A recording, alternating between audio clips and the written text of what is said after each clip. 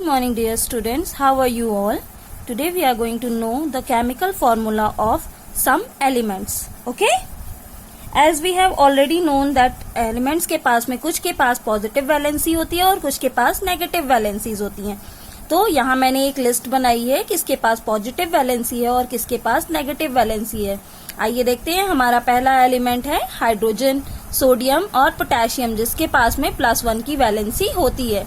Next calcium, ब्रोमियम, magnesium and zinc, इनके पास में +2 की वैलेंसीज होती हैं.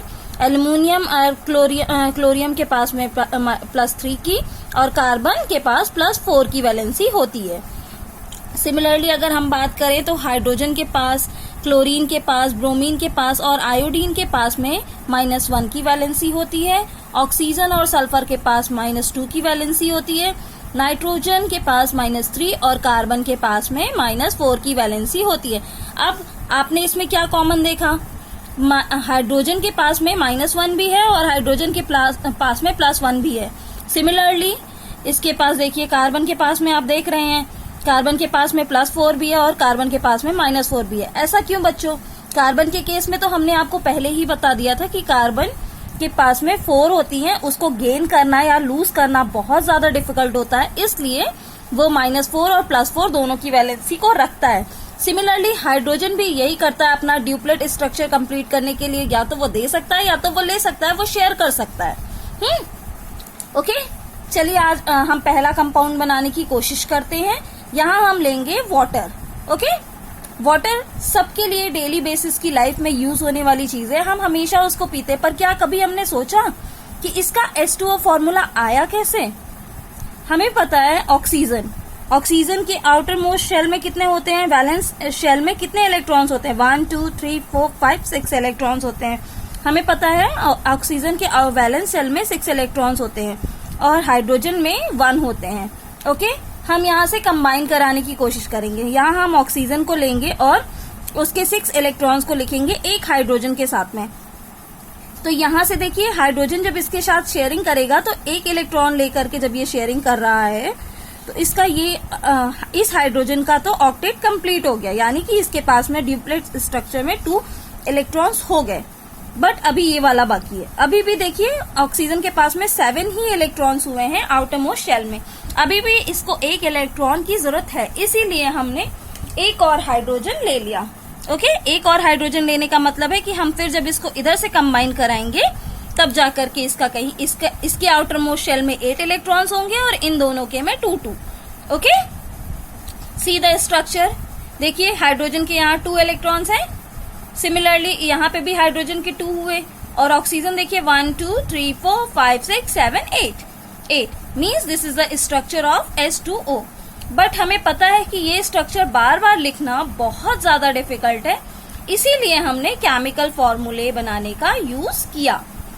ओके, तो हम केमिकल फॉर्मूला लिखते कैसे हैं?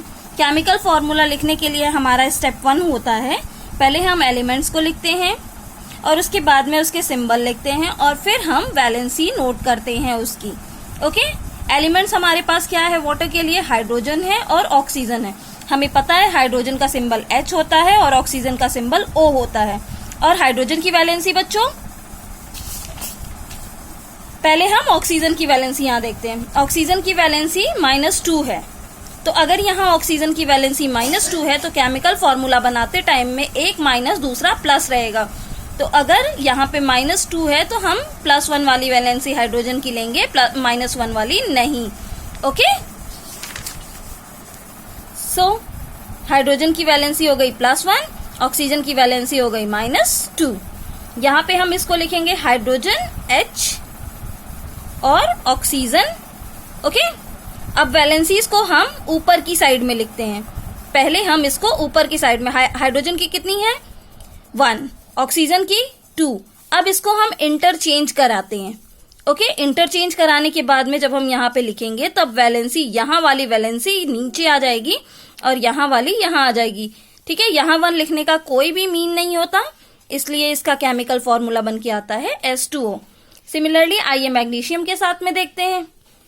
हमें पता है मैग्नीशियम की वैलेंसी होती है +2, क्लोरीन की वैलेंसी होती है -1, ओके, इट्स केमिकल फॉर्मूला क्या बनेगा इसका, हमें पता है मैग्नीशियम के आउटर मोस्ट शेल में कितने इलेक्ट्रॉन होते हैं, 2 होते हैं, और क्लोरीन के में 7 होते हैं, है ना। तो मैग्नीशियम क्या करेगा, सोचेगा मैं अपना 2 दे करके किसी को क्लियर कर लूं, अपनी इनर्ट शेल ऑक्टेट कंप्लीट कर लूं ना, इनर्ट शेल बनाने की कोशिश करता है ना, तो वो यही करेगा। और क्लोरीन क्या करेगा, कहीं से एक लेने की कोशिश करेगा और इसको 8 के उसमें ला करके इनर्ट शेल बनाने के लिए, इनर्ट गैस बनाने के लिए कंप्लीट करेगा। देखिए अब क्लोरीन एक एटम इसको दे देगा, एक एलिमेंट इसको दे देगा ना, एक आयन इसको देगा, एक आयन इसको देगा, तो वो उसका अपना कंप्लीट स्ट्रक्चर बना लेगा। बट फिर से वही बात है, इस तरीके से लिखना बहुत ज्यादा डिफिकल्ट था, तो फिर हमने क्या किया, उसको एलिमेंट सिंबल्स और वैलेंसीज को फिर लिखेंगे। ओके, और अब उसके बाद में ऐसे करके यहाँ आपका बन गया MgCl2।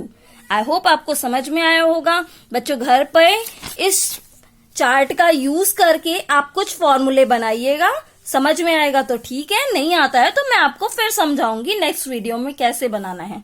But try to practise this. Okay, suppose आपने ले लिया, कोई भी एक एलिमेंट ले लीजिएगा, यहां से आप प्लस का ले लीजिएगा, यहां से आप माइनस का ले लीजिएगा, आप उसको बना करके जरूर देखिएगा और देखिएगा सही बन रहा है या नहीं।